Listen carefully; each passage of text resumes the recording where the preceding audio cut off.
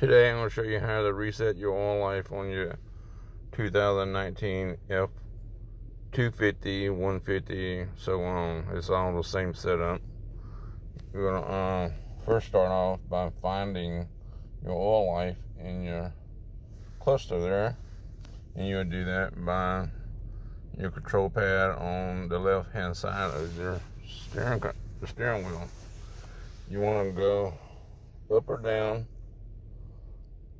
on that control until you find settings. Then you want to go right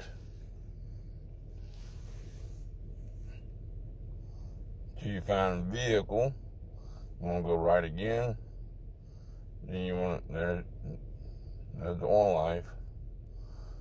So you want to go right again.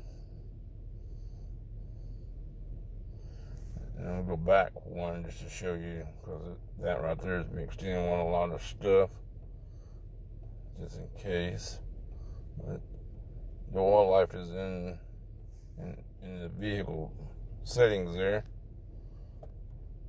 Anyway, you want to go right till you find the percentage.